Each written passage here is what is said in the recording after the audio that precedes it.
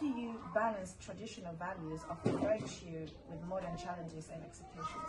So how do I balance traditional modern values, virtuous values, and in today's modern society? So I'd like to think of myself as being sort of like a modern repentant Israelite woman, and reflect that to the world and be an example for the sisters throughout the four corners of the earth. Now, I looked up the definition of virtuous, and it basically means having high moral standards. Now, one can look at an individual based upon how they're dressed, how they speak, and understanding, that how women look in today's society really reflects what their spirit really says, right? And so how do I make sure that I get that mission out there? It's how I dress, how I speak. Most people, when they see me, they know that I'm about the Most High's business, whether or not I'm at work or whether or not I'm at the supermarket, etc. I try to make sure that they see me as a repentant Israelite woman, and that they know that there are certain boundaries that cannot be crossed.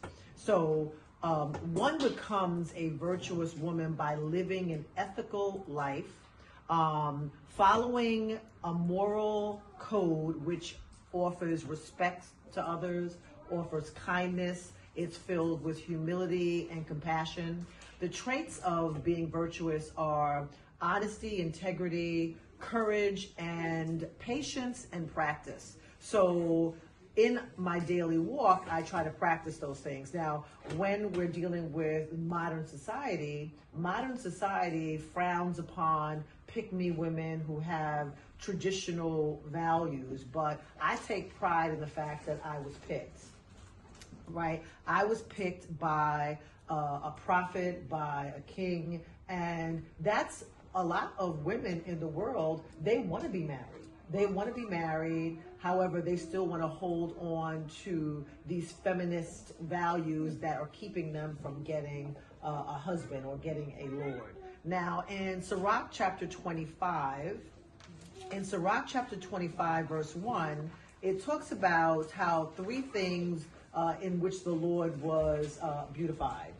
Do you have that? Yes, ma'am. Sirach chapter 25, verse 1. That's fine. In three things I was beautified, and stood up beautiful both before God and man: the unity of brethren, the love of neighbors, and a man and a wife that agree together. So the last part about a man and a wife that agree together, that's beautiful in the sight of the Heavenly Father and in man. So it's a proud thing that when people see the bishop and I as a couple, even though we've had our trials and tribulations over almost 3 or 4 decades, we can really show ourselves that we are a couple, that our life, our household really revolves around Christ and keeping of the commandments. And so that's how I kind of balance that.